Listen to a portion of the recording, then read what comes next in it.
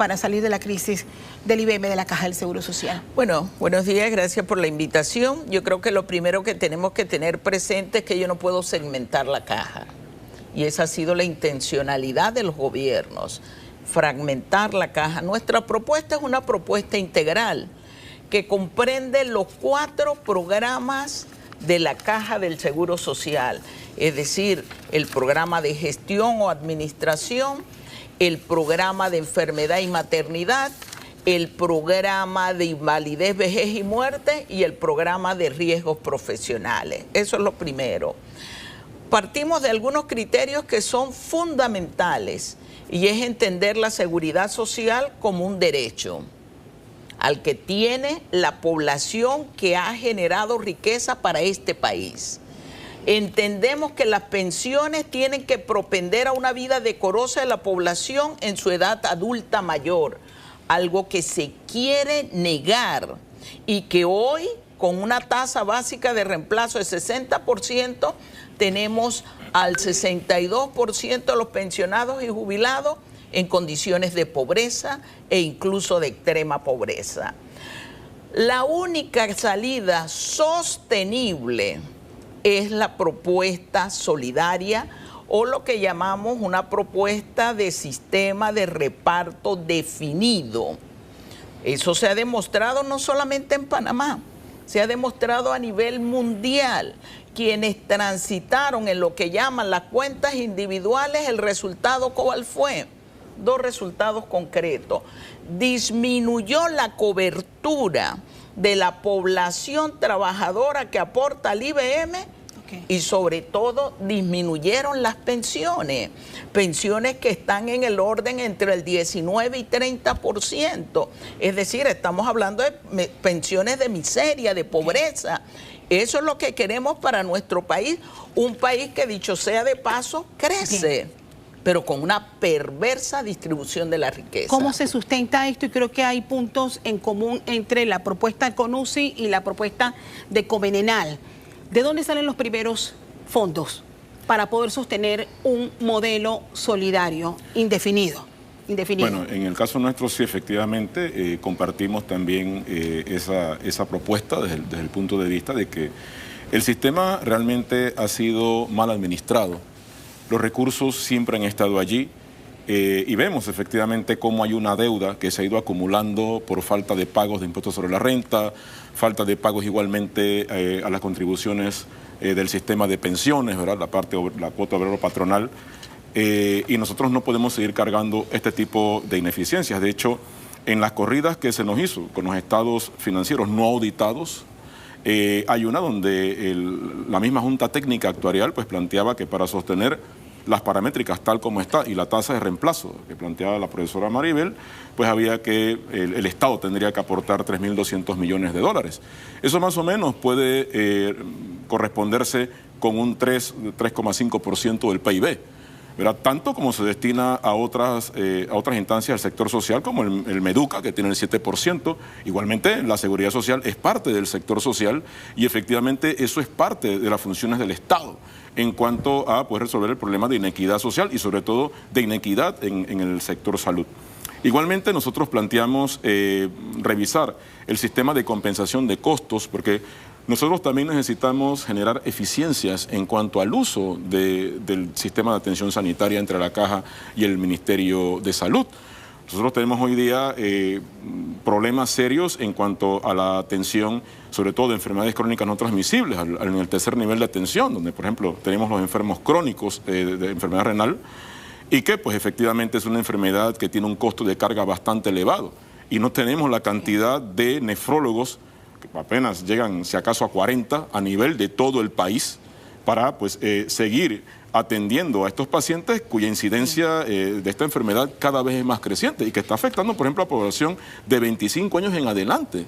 O sea, la densidad de mortalidad y de discapacidad es bastante seria en este caso y no hay país ni siquiera desarrollado que pueda con esto. Entonces, esa gente es la que efectivamente se va a estar jubilando con este sistema mixto que todavía tenemos. Y La experiencia que tenemos ya de este sistema mixto en otros países como Chile, que arrancó en 1981, es que la gente se estaba jubilando, pensionando con tasas de reemplazo del 14%, ni siquiera el 60%, en donde uno dice, bueno, ¿y cómo se han utilizado estos fondos? ¿Cómo se han invertido? Y por eso es que nosotros también planteamos volver todo el sistema de beneficio definido, porque efectivamente también se dejó de hacer inversiones que no hicieron crecer las reservas en este sistema. Para terminar en esta parte, ¿verdad? Fue simplemente un sistema en el cual se sacó dinero, mientras que se mete dinero en el sistema mixto. Bien, las dos posiciones de Comenenal y de CONUSI es volver al sistema solidario y alegan que hay los fondos para sustentar y sostener este modelo al que se integrarían los que hoy están en el denominado mixto. El sector empresarial considera que debemos migrar al sistema de ahorro individual. Usted, en la última vez que estuvo con nosotros, así lo sustentó aquí y el debate estuvo bastante interesante con el doctor Hughes. Mi tocayo se ríe. Este es un tema álgido. ¿Qué ha pasado ahora después que se ha sustentado quiero decirle lo siguiente, sí. A ver, si hay un grupo que ha levantado todas las piedras de lo que puede encontrar de aquí al futuro de la República, ha sido el conversatorio. Allí se ha buscado de todo para encontrar los fondos, básicamente para poder pagar los déficits que genera la Caja de Seguro Social. El segundo punto que quiero agregar aquí es el siguiente. Cuando se unen los sistemas, desaparece la Ley 51. O sea, para efectos prácticos, la Ley 51 nunca ocurrió. ¿Y por qué razón? Porque nadie se ha jubilado en el sistema mixto. Los que hay son por razón de incapacidad, que es muy poquito, cosas como esa. Entonces, en la praxis, cuando los unes, definitivamente, la ley no existió. Ahora, ¿cuál es la consecuencia de esto? No, la consecuencia de esto es la siguiente, ¿no? Y vamos a hablar un poquito, muy rápidamente de esto. Por favor, y lo voy a pasar a ustedes dos también. Se la pasa al doctor, por favor. Al unirse a los sistemas, y usando la tabla de la OIT en su análisis de escenarios. En el escenario 2, que es exactamente la propuesta que se está hablando en este momento, los déficits acumulados llegan a sumar 386.112 millones de balboas o dólares, da lo mismo, como lo diga. Entonces, la pregunta es, bueno, ¿cómo lo vamos a hacer? Entonces, la propuesta es unir los sistemas y dos medidas paramétricas. Entonces, obviamente hay diferentes ofertas. Yo solamente quisiera recordar aquí en la mesa algunos puntos que creo importantes que se tomen en cuenta sobre las medidas paramétricas. Hay un autor que le gusta mucho a la izquierda y en la parte social estoy de acuerdo con algunos de sus comentarios.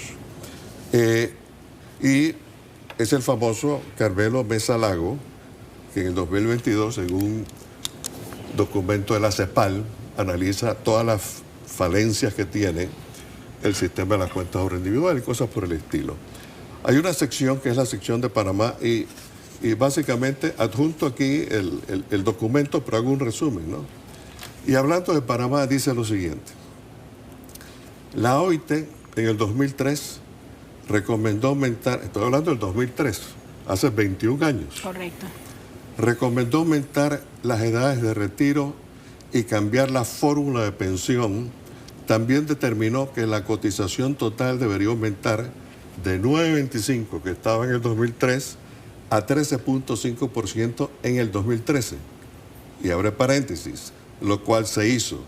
Y continuar incrementándola a 24.1 en el 2050. Es decir, del 3,5 hasta el año 2050 aumentarla a 24.1. Y esto es por cuestión de sostenibilidad. Lo cual básicamente, y agrega aquí de que en el 2016 el PNUD y el BID proyectaron que el sistema exclusivo de reparto empezaría a sufrir déficit. Pero agrega en el documento que les voy a pasar, Dice, las edades de jubilación de 57 y 62 años, con 20 años de contribución, además posible retirarse 2 años antes de la edad estatutaria de una pensión reducida, las edades referidas se encuentran entre las más bajas de los 20 países de la región y la esperanza de vida de Panamá es mucho mayor. En el 2020 la expectativa de vida al retiro de la mujer era 28.4 años y la del hombre 25.4 años y ambas crecerán mucho más. Aquí le voy a pasar esto para que se lo dé a cada uno de los que están aquí presentes. Ay, caray. Aquí. La propuesta de ustedes, pero doctor Nicoló, entonces, voy a eso, ¿por qué razón? Sería necesariamente... La propuesta es simplemente que... Hay dos paramétricas no hay que usted está... sostenibilidad en ¿Cuáles la son propuesta esas dos de unir. paramétricas? Aumento de la edad de jubilación. Pero tenemos que explicar algo. La OIT ahora, en el 2022, en noviembre, y uno de los autores del famoso libro que habla sobre el fracaso de las medidas de cuenta de ahorro individual, que se llama Fabio Durán, escribe en la página 9, dice, tomando en cuenta unión de los sistemas, dice, en lo que respecta al resultado de operación de unir los sistemas, definido como el ingreso total menos el gasto total comenzaría a tener deficitario en los años 2030. Eso se sabe. La situación que llevaría a consumir las reservas del nuevo sistema definido en el año posterior 2038. Exacto, 2038. Y mire lo que agrega. Una conclusión es que probablemente sería necesario introducir cambios paramétricos. Esta racionalización de los gastos y alargar la vida, eso es. Pero hay documentación suficiente, básicamente, para indicar que, básicamente, decir, uno esto, busco por todos lados y cubro. Definitivamente no es factible. Por eso es que la propuesta del sector privado, que hay que arreglar, o sea, hay que entender que estas propuestas, si se dan, tienen que tener aspectos sociales. Y eso hay que agregarla. Y en esos aspectos sociales, lo que trata de hacer la cuenta de ahorro individual es, señores, vamos a un sistema en el cual Holanda, que es el número 1 en el mundo, en este momento en pensiones, tiene su propuesta de cuenta de ahorro individual y cerró el programa de beneficio definido. Ahora, otra cosa que dicen... Sí, para darle ya el espacio. Pero es importante porque la profesora lo dijo. Pagar, en este caso, pagar pensiones que no son dignas, ¿no? Y aquí creo que es importante indicar de que el Fondo Monetario Internacional y la OIT, ambos, han dicho que el problema del mixto es un problema de diseño. El problema de diseño, a ver cómo lo explico. Tiene dos componentes.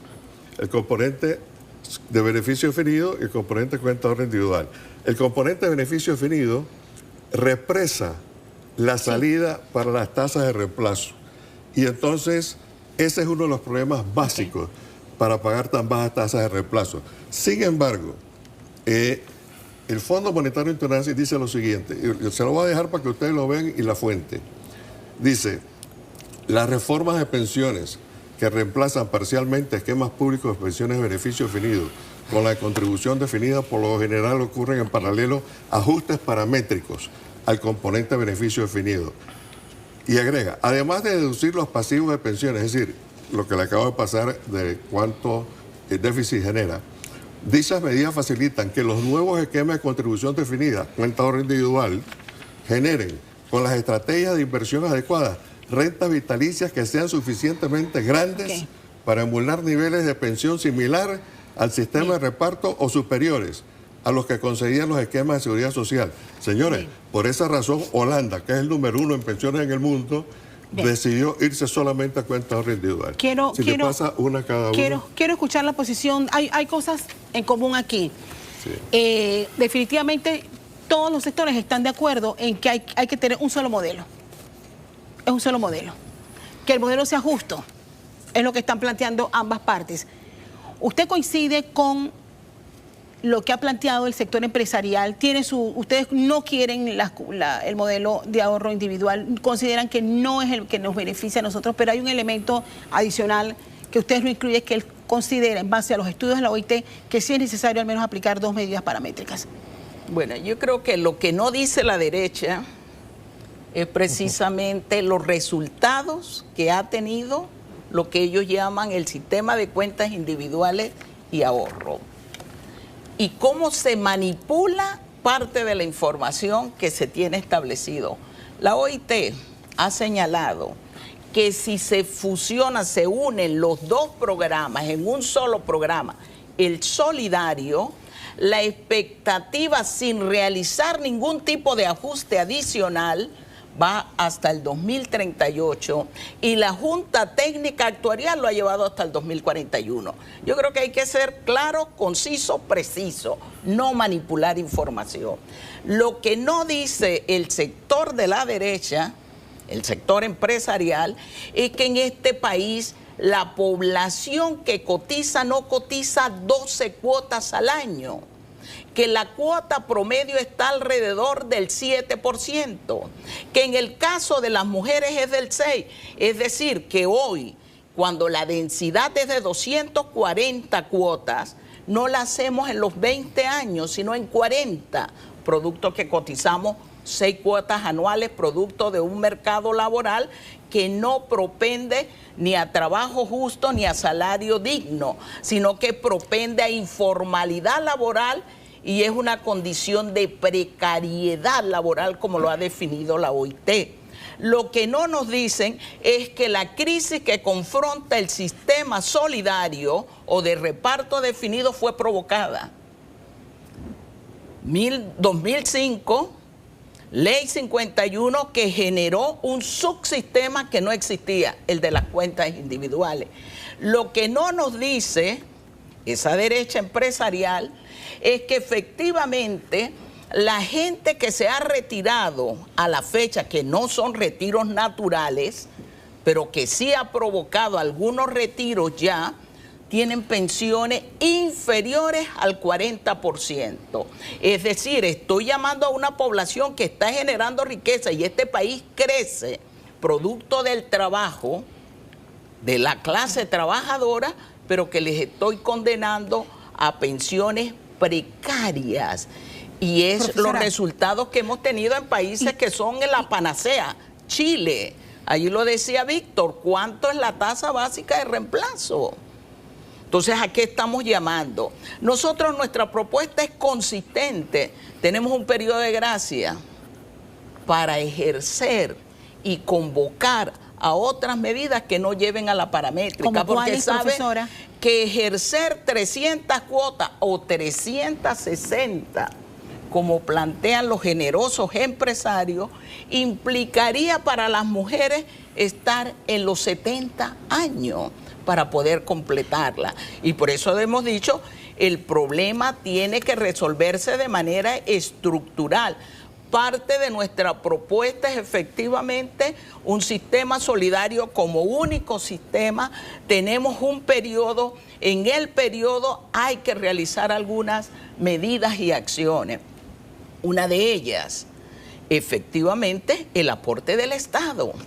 ¿De dónde saldrán esos aportes? Hay varias fuentes, hemos establecido más de 11 fuentes de donde podrían provenir. Y dice el sector empresarial, eso no. Caramba, estamos utilizando el excedente canalero para cubrir la evasión fiscal en este país. ¿Cuántos son los millones que se dejan de percibir? Fíjate, hace algunos años el Estado percibía ingresos tributarios por el orden del 11.2%, hoy es 7.3%.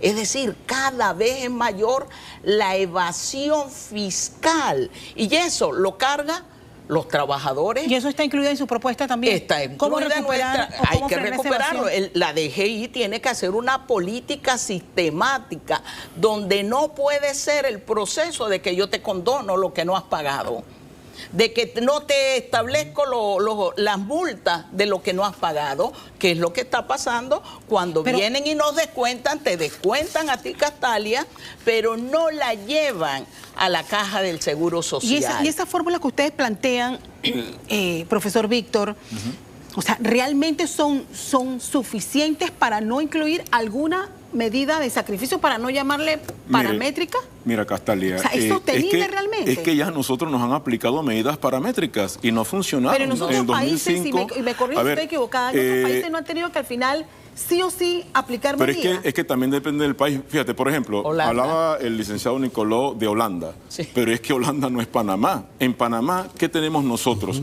Tenemos, de acuerdo al censo de población y vivienda del 2023, tenemos que más del 48% de la población, incluso la encuesta de mercado laboral también lo establece, está en la informalidad, ganando salarios de más o menos 600, 700 dólares.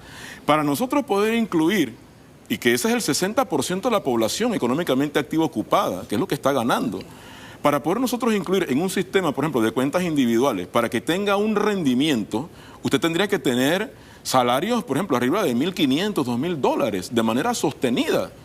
Pero la realidad de nuestro mercado laboral es otra. O sea, estructuralmente tenemos un mercado laboral precario. Y eso es fundamental. Entonces, imagínense, en el caso también de los que tienen de 15 a 64 años, según el censo 2023, estamos hablando de que solamente el 38% está asegurado.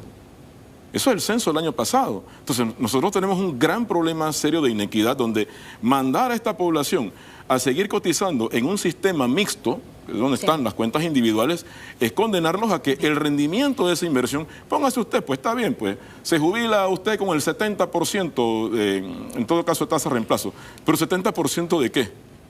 ¿De 300 dólares? ¿De 600 dólares? Ese es el punto. Okay. Entonces, nosotros sí tenemos que ver esto con luces largas y efectivamente ver que aquí hay problemas estructurales. Nosotros no podemos ver esta situación como una situación de causa-efecto lineal. Aquí hay causas que son más complejas y que tienen igualmente otra problemática detrás, problemáticas de fondo. Doctor Ritter, ¿qué le pareció hasta este momento? Bueno, mira, las propuestas. Lo cierto es que ya terminó la etapa en la presidencia de las propuestas. El presidente anunció el jueves pasado que el 30, o sea, este miércoles, va a explicar o va a dirigirse al país ya y el 6 de noviembre va la propuesta a la Asamblea. Esta conversación, no la de aquí de hoy, bueno, también la de aquí de hoy, sino en general la conversación que ha habido en la presidencia ha servido para algo muy importante, y es que los representantes de las distintas propuestas han venido a los medios y le han explicado. Sí. Antes los diálogos sobre el seguro social se limitaba a los eruditos que se encerraban y luego nos daban una solución. Ahora las propuestas que se han llevado a la presidencia han salido a los medios y la gente podrá juzgarlo. Lo que a mí me queda de una inquietud, y es que el presidente y el gobierno han dicho que en las propuestas se va a recoger como lo mejor de cada una, o que se va a poder alimentar de todas las propuestas.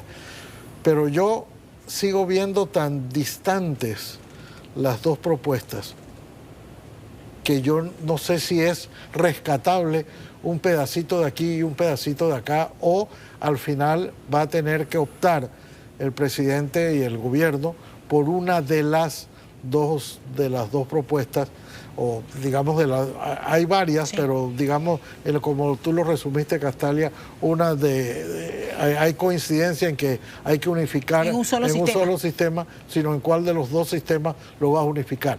Y esa es, yo creo que la gran incógnita. Por supuesto, las paramétricas tienen también su influencia. Muchas veces las discusiones sobre el futuro de la Caja del Seguro Social versaba o se circunscribía a si se iba o no a aumentar la edad de jubilación o la densidad de cuotas, pero ahora creo que hemos tenido la oportunidad de comprender o de escuchar una forma más amplia cuál es el contenido de las propuestas, distinto del simplismo de decir se va a aumentar o no la edad de jubilación o se va a aumentar o no la cuota obrero patronal. Vamos a hacer algo, vamos a ir a la pausa, porque al regresar este segmento estamos obligados a dividirlo en dos bloques, a dedicarle dos bloques, porque hay que hablar justamente de esos puntos, de dónde saldrán los fondos.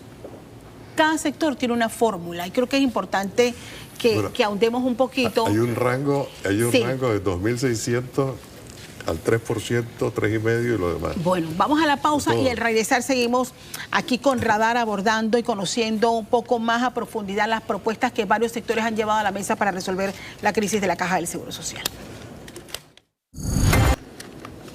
Estamos de regreso con Radar, con nuestros invitados. Seguimos analizando las propuestas que los distintos sectores han llevado a la mesa. Nos fuimos a la pausa y la gran pregunta es cómo sostener económicamente los modelos que aquí se han planteado. ¿Usted quería responder algo, señor Nicoló? Sí, solamente quería mencionar algo que la profesora dijo, y es que el sector empresarial está totalmente de acuerdo en que aquel que no pague tiene que pagar y que se le aplique la ley. Aquel que va igualito, el sector empresarial no está padrinando nada. Lo segundo que creo que es importante en esto es que hay aspectos sociales, tal como la disminución de importancia en el salario dentro del PIB, que hay que sentarse a revisar y hay que sentarse a ver las causas, la informalidad, hay que sentarse a ver definitivamente las causas. El mundo está cambiando.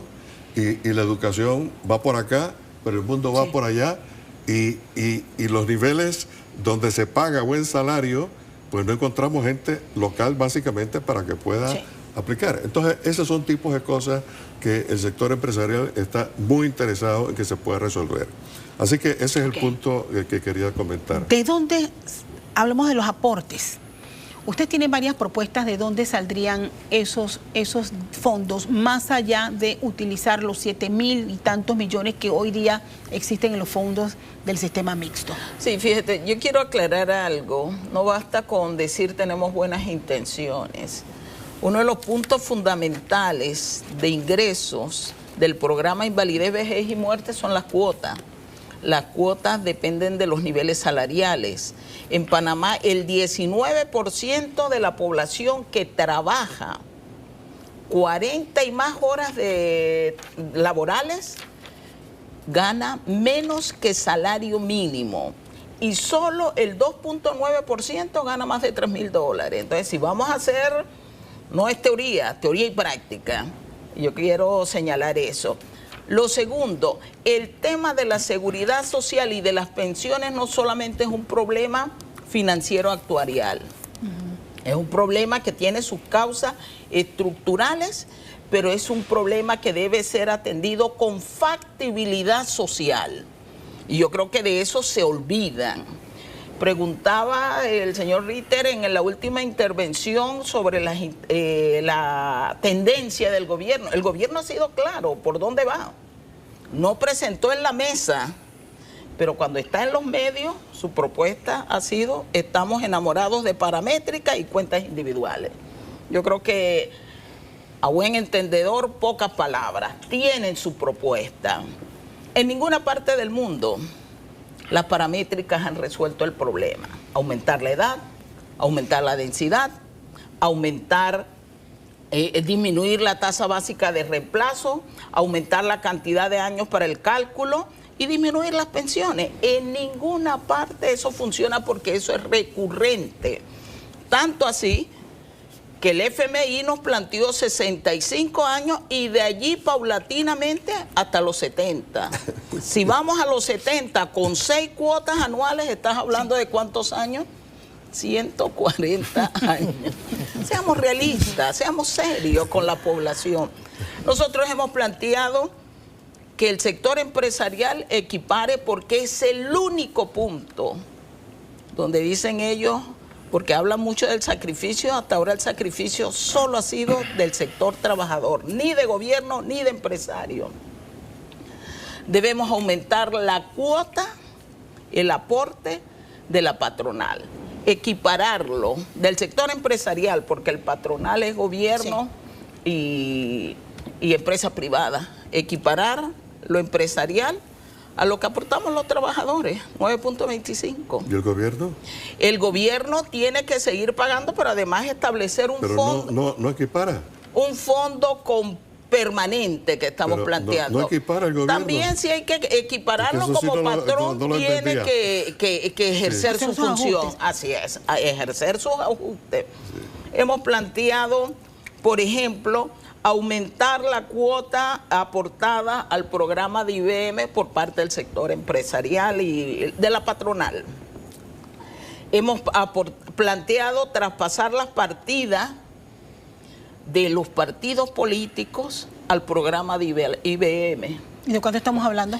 Varios millones, porque recuerden que tiene una referencia con un porcentaje del ingreso Yo creo que ahí estoy anual. de acuerdo. ¿Ahí usted está de acuerdo?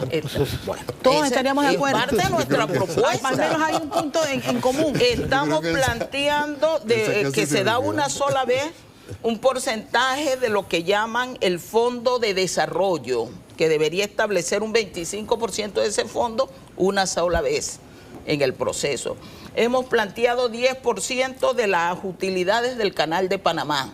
Los panameños no sabemos a dónde va el excedente ¿Esas canalero. utilidades son de las utilidades netas o de los aportes que ya hace Estamos el canal hablando al gobierno? los aportes que hace el canal al Estado panameño.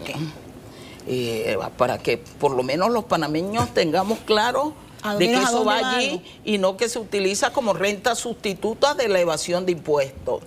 Hemos planteado un 10% de los servicios que tienen que ver con fibras, con la fibra óptica, con los contratos que hay.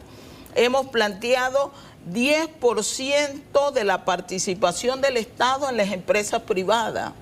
Hemos planteado un porcentaje que debe otorgar las empresas transnacionales que se ubican en este país. Panamá se vende como un país paraíso, donde le damos todo. Exoneraciones, zonas especiales y qué contribución hay para el panameño. Eso, entre otras fuentes, hemos sido muy claros, hemos planteado. Tenemos que mirar desarrollo nacional y social. Aquí quiere valorarse el problema como un problema de negocio. Y obviamente hay sectores interesados como las administradoras de fondos de pensiones. Y finalizo con algo. La ley 51 estableció cuando se les otorgó el 25% de la reserva que deberían ser utilizadas a una tasa porcentual del 5.6. En el mejor de los casos ha estado en 2.4%. ¿Se viola la ley? Bien. Estamos financiando a la banca privada y a la estatal. Hay algunos puntos que ustedes tienen en común, pero hay otros Sí, recomendaciones que ustedes nosotros hacen. también estamos planteando, en este caso también, la incorporación de los informales al sistema. ¿Por qué? Porque precisamente si hay aportes del Estado que se fundamentan en los impuestos que todos pagamos, Así es. es injusto que también los informales que pagan impuestos igualmente que los que están trabajando formalmente no tengan derecho a la cobertura al sistema de seguridad social. Y por eso es que planteamos el hecho de que el gobierno tiene que dar un aporte significativo del Producto Interno Bruto, 2.5%, 3%. Es una cuestión de ver cifras, como bien dice Maribel, ver números y ajustar, pero efectivamente se necesita ese aporte porque esto genera externalidades igualmente negativas para todo el país, no solamente por el problema de las pensiones, sino también por la misma atención sanitaria, ¿verdad? Que requiere efectivamente aunar eficiencias. No se trata de un flujo de caja, como se ha visto hasta ahora, que bueno, recibimos un montón de dinero, lo repartimos, ¿verdad?, en el sistema. Yo creo que es una visión muy sesgada. Aquí también hay experiencias ya con el uso de los impuestos, ¿verdad?, etiquetados en el sector salud.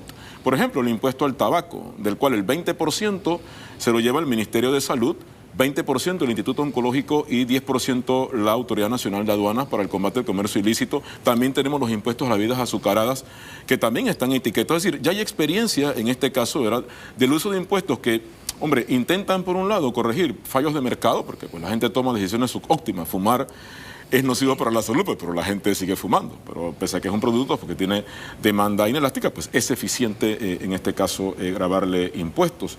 Entonces, igual también, ojo, porque esto es engañoso muchas veces, como bien planteaba Maribel, ahí tenemos algunas coincidencias, ¿verdad?, con relación a los rendimientos de estos fondos en el sistema de cuentas individuales, porque es como aquella bruja, ¿verdad?, del cuento de Blancanieves con la manzana envenenada, donde tampoco nos dicen que estas administradoras de fondos de pensión cobran el 16.8% de comisión por el manejo de los fondos, gane usted o pierda en las transacciones, sobre esa base ¿Y de esa rendimiento. figura sería necesaria aquí en Panamá?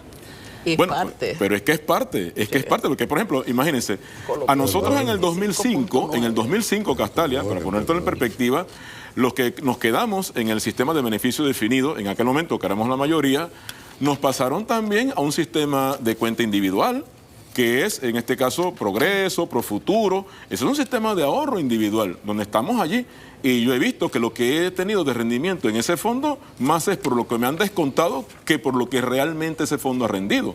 En países como Argentina y como en Chile, por ejemplo, las AFP también se integraron verticalmente con las empresas de seguro.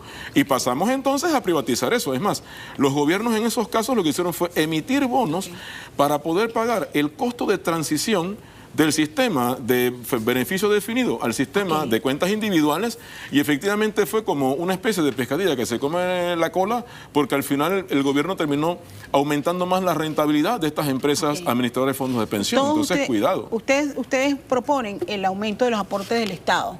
Claro. Por al supuesto. IBM. Pero la en empresa también, porque nosotros estamos planteando que haya un porcentaje, un impuesto a las ganancias mayores a $1 millón. Pero hay una realidad. En este presupuesto, por ejemplo, eso no se incluyó.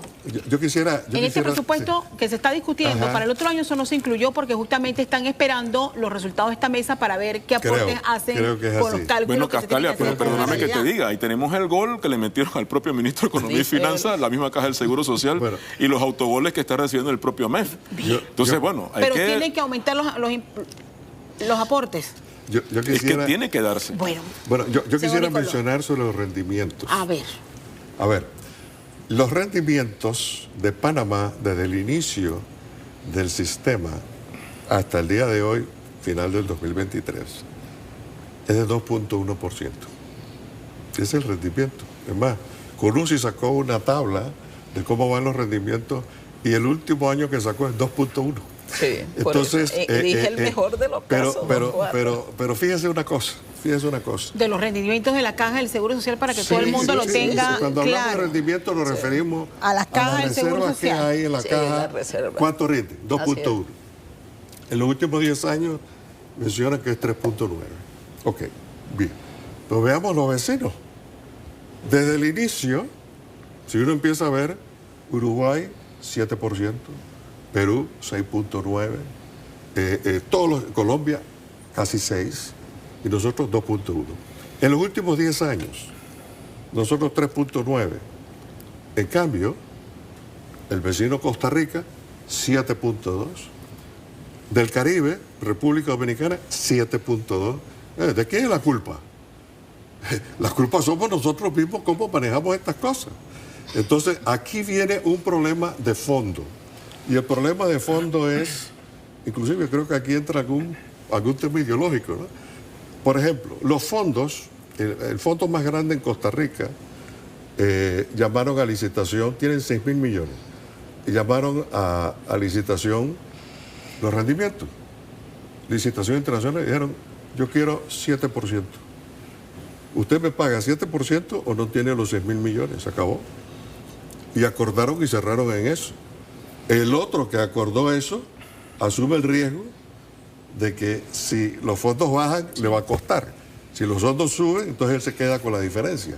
Entonces, eso es así. Entonces, eso de los fondos es así. Ahora, veamos el SIACAP, que tanto se ha hablado. Y se dice, el SIACAP es privatización. Óigame, la obligación solidaria, para poner la palabra que gusta, solidaria de una junta directiva es cómo le genera a los cotizantes y pacientes los mejores rendimientos. Y si vemos en el cuadro que inclusive presentó Conato, estamos viendo que los fondos, básicamente, de cómo lo están ubicando son mayores. Y le pongo un ejemplo ahora. De enero a septiembre, esto me metí para conseguirlo en el SIACAP, el rendimiento es 8.1%. O sea, vaya a la caja a ver qué rendimiento tiene.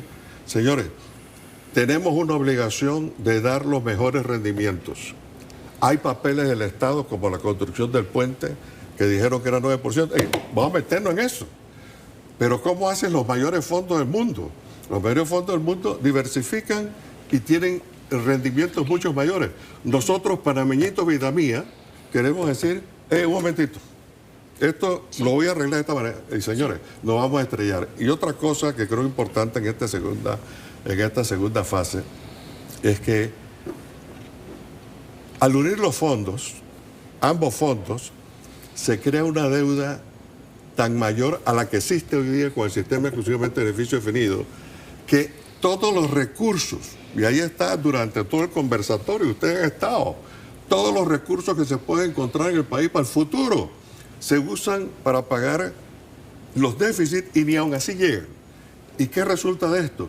Que hay el problema del agua, que hay el problema de educación, que hay el problema de infraestructura. O sea, todo, absolutamente todo va para las pensiones y el resto del país, 4 millones que se olvide. Esa no es una política económica sana ni social, tampoco hablando de cualquier país. Lo otro que quiero decirle, las reformas paramétricas ayudan y hay que hacerlas recurrentemente, como usted dijo. Pero ¿qué resulta? Europa, que es un continente con más longevidad que el nuestro, tiene que hacerla cada rato. ¿Por qué? Porque los cambios demográficos ocurren y los gobiernos no pueden aguantar, tan sencillamente como eso. Francia, 40% de presupuesto es para eso. Italia va por el mismo. Alemania va casi para el 50% en el 2030. Ellos saben que tienen que cambiar y por eso están empujando las cuentas de ahorro individuales. Bien, llegamos a una etapa final donde sí quisiera conocer de parte de ustedes qué esperan esos documentos. Como bien planteaba el doctor Ritter, profesora Gordón, no sé cómo lo va a hacer, no sé cómo lo van a lograr, si un pedacito de aquí, un pedacito de acá, la propuesta de ustedes, sí. Pero al final es un esfuerzo que se está haciendo y creo que ha sido sano el trabajo que han realizado ustedes a lo largo de estas últimas semanas. Bueno, yo creo que cuando se compara un país subdesarrollado con Holanda, obviamente las condiciones de vida y la calidad de vida de la mayoría no son las mismas, que le permiten a esa otra población otro tipo de relaciones sociales. Lo segundo, ellos han hablado que van a homologar. Yo no sé qué vamos a homologar porque allí no se dio la posibilidad de esta discusión para intentar ubicar una propuesta. Y eso no lo hicieron porque tienen su propuesta. Te pongo un ejemplo que viene del propio sector empresarial con las cuentas individuales. Calculan que las pensiones van a ser tan bajas que dicen quienes obtengan del segundo pilar una pensión inferior a 255 balboas mensuales, mejorarlas a través de un beneficio secundario, véase no contributivo, de hasta 120. Es decir, las pensiones promedio van a estar por debajo de los 400 balboas. 120 a los 65 constituye un margen de pobreza en la edad adulta mayor, no resuelve. Mirar el futuro de este país implica mirarlo con una mejor distribución de la riqueza. Las corridas y los escenarios se hacen con la misma concentración de la riqueza, con la misma estructura de empleo en informalidad laboral. No estamos caminando hacia un país con proyección positiva. Okay. A educación, el presupuesto, caramba, ¿cómo ha costado que el ministro de Economía y Finanzas entienda por qué es necesario el 7%? Bien, tu posición, sí, profesor Víctor. Las expectativas que tenemos es que efectivamente la propuesta del gobierno va a ser paramétricas y llevarnos a lo que sería el sistema de cuentas individuales.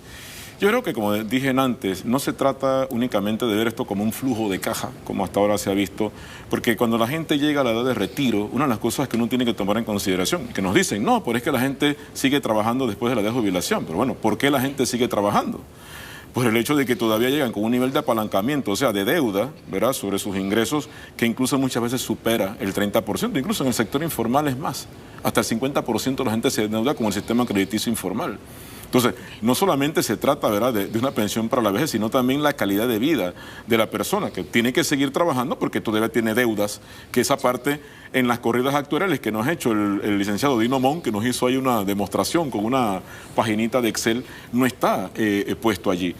Y sí es cierto, hay que mirar también digamos, todo esto que dije inicialmente con relación a esta inversión que se está dando en las enfermedades crónicas no transmisibles que también están afectando a la población desde los 25 años, población en edad laboralmente activa que está perdiendo años de vida por productividad, y eso también le cuesta al sistema. Entonces, tenemos que ver esto de una manera más integral, no solamente invalidez, vejez y muerte, sino también la parte de prestación de servicios sanitarios. Castalia, hay una sola cosita puntual. Las propias estadísticas que presentaron en la mesa de escucha evidenciaron que, por ejemplo, los hombres se están muriendo antes de lo proyectado y las mujeres estamos en la línea de lo proyectado. Bueno, ahí están las estadísticas para comprobar todas estas cosas. ¿Qué esperan ustedes? Pero yo sí quisiera mencionar lo siguiente. Yo estoy preocupado. Y estoy preocupado porque no sé qué va a salir. O sea, no tengo idea qué va a salir. Espero que sea algo balanceado, que tome en cuenta varias cosas. Obviamente hay aspectos sociales que van a requerir otro estudio, pero lo que salga allí debemos tener tanto cuidado porque la parte social es fundamental, pero las finanzas, ¿y las finanzas con qué? Con fondos. Sí. O sea, hay que tener un balance para poderlo hacer, y en lo que está en la mesa de un lado no lo hace. Y quiero nada más, para terminar ya, decir lo que dice el Banco Central Europeo en el Boletín 68, un estudio grande que hicieron sobre la unión de sistemas. Dice, observaciones finales. Nuestro análisis sugiere que revertir las reformas de pensiones es potencialmente muy costoso. De hecho, revertir las reformas no solo resultaría en un aumento de gasto agregado en pensiones en relación a la deuda pública, PIB, de donde sale para aportar la parte social, sino que en la mayoría de los casos también empeoraría el impacto adverso del envejecimiento sobre la actividad económica. Y termina esto. Si los elementos de reforma revertidos fueran compensados con otro instrumento de política, cualquiera, o más impuestos, más cuotas, una parte desproporcionada grande de la carga del ajuste recaería sobre una generación, la joven. Ese es el que ha estado ausente en la discusión y es el que va a pagar realmente todas estas cosas. Y definitivamente, ¿quién lo dijo? Esta es la... no, la fuente. ¿Quién dijo que era? La fuente, aquí tiene la copia completa. Gracias el Banco Central Europeo. El Banco Central Europeo. Usted ha dicho claro. ¿Cuál es el criterio del Banco Central? No me venga con eso, profesor, porque también hay criterios y criterios del otro lado. Es así. Así que es rentabilidad financiera. Usemos un balance. Bueno, al final tenemos que esperar ese documento.